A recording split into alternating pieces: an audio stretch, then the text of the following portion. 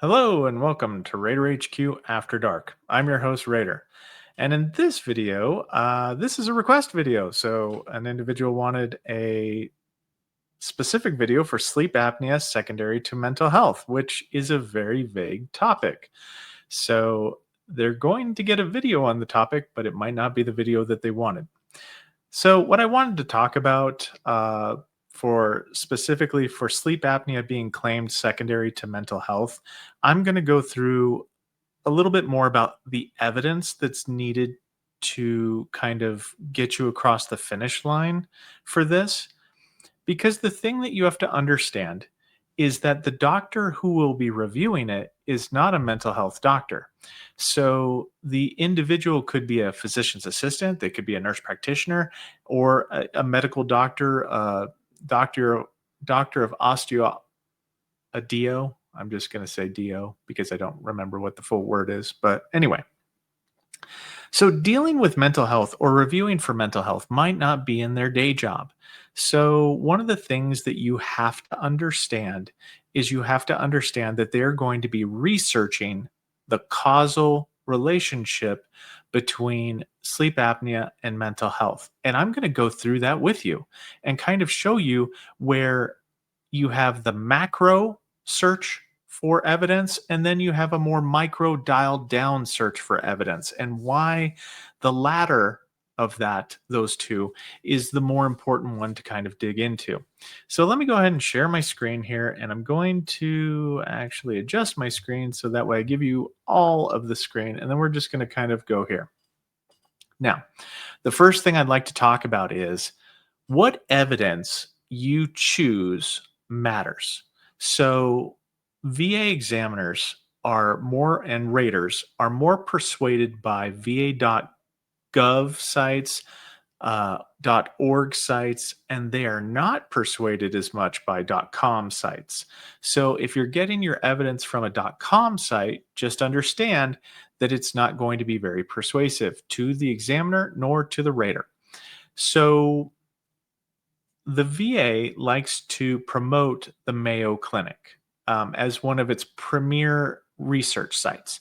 Now, just understand if you're going to ask a medical doctor to review whether or not a medical condition is secondary to a mental health condition, they're going to do research.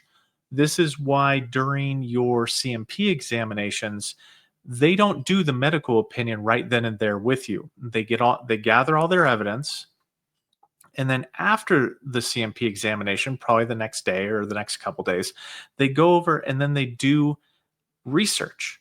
So they do kind of a quality review. They organize evidence to kind of see whether or not your presentation and the evidence that you submitted actually, satisfies the clinical research that they were able to do, right? Because the examiners are, should be doing evidenced by type situations with the medical evidence. So if we look at the Mayo Clinic, this is just one example of sleep apnea search engine through the Mayo Clinic. But this is a macro search. So we're just looking at sleep apnea on a macro level. So we go here to one of their predominant search tools that they're going to go to, and we look for sleep apnea. So it talks about an overview, the different types of sleep apnea, and we're looking mostly at obstructive sleep apnea, central sleep apnea, and then we have mixed sleep apnea. But central sleep apnea is not going to really be, if you have central sleep apnea, the macro search is going to turn them right off to this because it's when the brain doesn't send proper signals. So mental health is going to not be seen as causing this, right? It's going to be a neurological condition. So you're going to have a tough uphill climb on this one. Same thing with obstructive sleep apnea, because they're going to say, well, it's more commonly occurs with the muscles of the throat relaxing to cause, the inability to breathe while you're sleeping. Now, the problem with this is going to be that, they're going to say, okay, well, this is a anatomy physiology problem and not necessarily a mental health problem.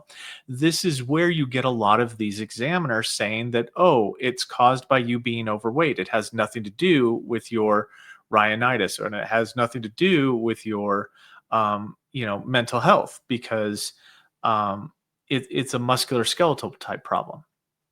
So then we come down here and let's look. We see the symptoms. Now, I do want to say that for sleep apnea, you don't need a sleep study to get an examination, but you need one to get granted. So I'm just revisiting my old sleep apnea video that I did beforehand. But these are some of the common symptoms for it. So examiners who might not be familiar with it, they'll kind of look at this and see if your stuff matches up. Now, when we come down here to causes from the Mayo Clinic, one of the top search engines used by examiners and VA providers and VA staff members to kind of look stuff up. So we come down here and we're looking at musculoskeletal stuff. It gives me a musculoskeletal. It even gives me a diagram based upon that. But if we boil this down a little bit more, it says when the muscles relax, your airway narrows or closes as you breathe in.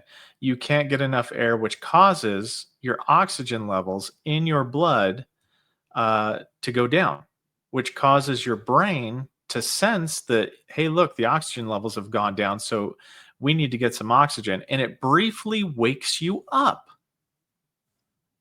So this is also called an arousal. You wake up, right? You're no longer asleep. You arise. That's not going to be the right way to use that word, but you wake up to some degree to where you manually start breathing. So that way you can reopen your airway. This awakening is usually so brief that you don't remember it, right? But it happens. So on the macro category for obstructive sleep apnea, we're talking about a either neurological or physiological kind of cause and effect here as to why you stop breathing. And then when we come down here to central sleep apnea, it talks about how neurologically your brain fails to send the signal to your muscles to actually allow you to breathe. So, and then we have risk factors down here, which risk factors do not equate to causation or causality. So just because you have a risk factor, you being male doesn't necessarily, I'm a male, I've got it, grant me. It's not going to work like that. So let's do a little bit more dialed down, and we're progressively going to dial down a little bit more and a little bit more as we go here. So I just did a search for, does mental health cause sleep apnea?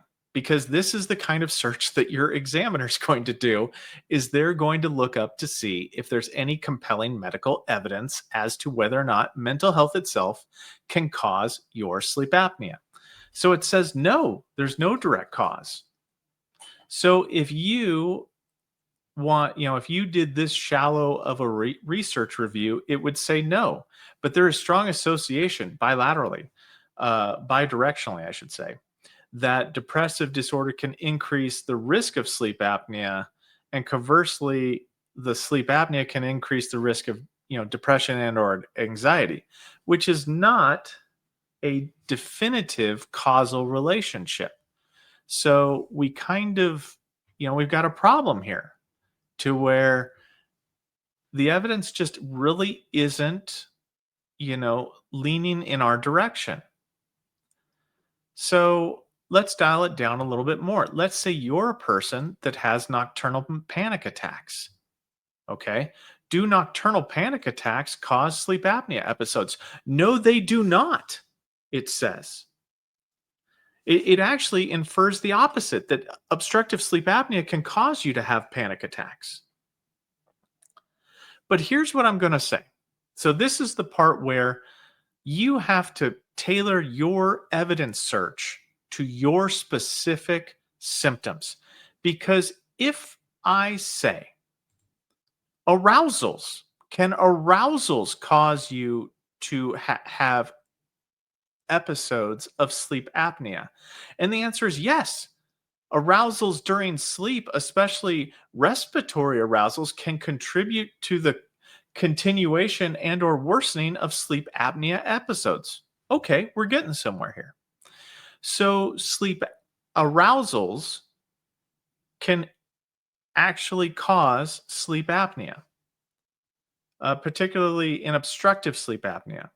by disrupting normal breathing patterns and triggering cycles of hyperventilation or hypocapnia that reduce the respiratory drive. It can lead to the further collapse of the airway. Okay, then. So, what can cause arousals in your sleep? Nocturnal panic attacks can. So, yes, nocturnal panic attacks are characterized by waking from sleep in a state of panic, which involves sudden intense fear, uh, symptoms of arousal. So, you can actually have it to where you can have arousals from nocturnal panic attacks. And that's the insanity of it. So depending on the words you choose and how you choose to search them, yes, nocturnal panic attacks can cause waking, maybe not to the conscious degree either, but enough to, let's go back one, disrupt your respiratory, disrupting normal breathing patterns and triggering cycles of hyperventilation. So if you search evidence or search for, I would say, scientific evidence to support your stance, you can actually, depending on how you search, it can influence how effective you are at providing evidence to support your theory for service connection. So yes, nocturnal panic attacks can cause you to have arousals from your normal sleep pattern. So that's enough to say, yes, if you had nocturnal panic attacks, that's true. I've actually granted this before. This is how I know this example. Now, what is another thing about mental health directly? Because I don't necessarily disagree with the statement that mental health itself doesn't cause sleep apnea. You have to get down to the symptom level, the micro level of symptoms in order to plead your case. If you just go in flatly claiming, I think that my anxiety causes me to have sleep apnea, you're at a drastic disadvantage by the examiner because, once again, medical examiner trying to put into a box mental health symptoms. So, let's go into one way that you can have mental health cause sleep apnea. That can come down to the medications that you take. Now, there are a lot of medications that can actually either contribute to or cause sleep apnea. They can cause or worsen sleep apnea. Now, I know that this is AI, right? But your examiner is going to be doing this exact same search as me, okay? Trying to find if there's medical plausibility that sleep apnea could be caused by medications. So here's a list of medications, and you have to boil these down. Like, what's an was an SSRI? There's different medications, like mental health medications that can cause you to have sleep apnea. So there's the SSRI, or what are they called here? Let me get my handy dandy notes out. SSRIs, yes. So like things like Zoloft, Prozac, these things can cause you to actually have worsened sleep apnea. So if you're on these things, you have to do a little bit more research than I did, but look to see if you know, your prescribed medication can cause, keep saying a lot, but can cause sleep apnea. Now, what's another thing? We see it right here. Some medications that are taken for mental health can also cause weight gain. So yay. I don't understand why I need two of these things, but anyway. So then we go into here. Mental health medication that can cause weight gain. Okay, so it lists a bunch of these. So SSRIs are here again. They can cause weight gain. And we can use weight gain as an intermediate step. I've spoke about this in a different video where you can say, now these, if you're going to use the intermediate step, it requires two separate medical opinions. The first medical opinion has to be that your sleep apnea is caused by weight gain. And then we can start making the case that your weight gain was caused by your mental health medication. Now, how do you strengthen that? Well, if you go into your medical records and you show that you had a normal weight before you started the mental health medication, and then you had significant weight gain after you started the mental health medication, and there aren't any outlying circumstances that could cause the examiner to look more towards that, like you decided to be a national Twinkie eating champion or something, like some weird thing that causes you to have weight gain that has nothing to do with service. As long as you don't have that, then that would be a good chronological example to where you can show in your medical records and maybe in a lay statement or personal statement say, hey, look, I had fairly consistent weight, up until I started this medication, at which time I started to gain, this. I was this weight at this time, this weight at this time, and I slowly got heavier as I went with, and it's not like I did anything different. I didn't break my leg and stop walking around. Um, you know, so just keep that in mind. And these can be used because, like, evidence that you provide in this context can be helpful to the examiner because it can help them expand their search engine from just this and maybe get down to this level where I have, okay, sure. Any one of these drugs right here, can they cause it? And you can say yes, like evidenced by this, this, and this. So, um, symptoms, yeah, and I went down here to the symptoms of mental health that can cause weight gain. Now, another thing that can cause that I want to point out here is I want you to get down into the symptoms of mental health that can cause weight gain. Because a lot of the time, these examiners go, well, your weight gain is due to caloric intake versus calorie expenditure. And they might not be familiar with the fact that mental health can cause emotional eating, reduction in physical activity, and poor dietary choices. So you need to help them with this. You need to go in and actually show evidence wise, these are the symptoms I have. This is how it manifests in my life. And this is the byproduct of it. And I gain weight, So these are not the same thing, like for the weight gain, but you could combine weight gain caused by medications with symptoms that cause weight gain too. These don't have to be separate. You can combine these two. So just keep this in mind. Now, I hope that this was a helpful video because, like I said in the beginning, I was asked to do a video on sleep apnea claimed secondary to mental health. And I didn't really have much to go on. So, but this to me is probative because if I'm the rater looking at your claim and you submit some evidence showing that I have these symptoms, this is a scientific evidence, supporting the fact that this particular symptom, drug, whatever, helps contribute to sleep apnea.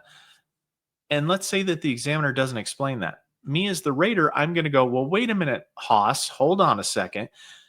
Examiner, I'm going to defer this back to you because you didn't actually directly speak to the evidence that the veteran provided. You have to do that. You have to include why that evidence is not probative in this veteran's case. Why is this not important enough to consider, their argument as being true? What medical evidence to the contrary are you using to refute this? So it behooves you to include this evidence. Now, are some examiners going to overlook it? Yes, because they suck. Are some raters going to overlook it? Yes, because they suck. But if you might be able to get at least a new examination on a higher level review if you can see that your evidence wasn't discussed in the medical opinion. Now, what I mean by that is on the actual medical opinion, not in the rating decision, because once again, short form narrative does not require that all the evidence be discussed in all detail. So, if you were looking for that and they didn't give it to you, that itself is not a clear and unmistakable error. However, if you go to your VSO and you ask them to pull up the medical opinion and the medical opinion doesn't include the actual discussion of your evidence, number one, if you're doing a higher level review, you should look to see what did the exam request include my evidence that I submitted with my claim. If no, that's a good reason to get a new examination. Number two, if the examiner in the actual medical opinion did not discuss your evidence and it was included, but they still didn't discuss it, that once again is a good reason for a higher level review to get a duty to assist error new examination. Now, if you are doing a higher level review, one tip that you should do is request that the DRO ask that a different company, like if VES did your examination, then ask for a different company other than VES to do it. So, because what's going to happen is the person that said no beforehand isn't going to automatically change their mind. They're just going to make up some reason. No, it's still no, because they don't want to be wrong, because that looks bad on their record. So I would much rather have a fresh set of eyes look at it. That's my recommendation every single time, by the way, that a fresh set of eyes look at it. So that way you get a unbiased second opinion. So that's about all I got for you guys today on this one. I hope that this satisfied the requester's needs on the sleep apnea secondary to mental health. This is not an all-inclusive guide to that topic, but hopefully it will help strengthen your particular claim for sleep apnea secondary to mental health. Because once again, I'm going to circle back on this. The individuals, the qualified clinicians that are reviewing this have little to no training on mental health. So they're going to do the same research that you're doing. You just need to do it better and give it to them. So that way they can go, oh, okay, that makes sense. But anyway, that's all I got for you today, Raider Nation. Thank you and have a nice day. Raider out.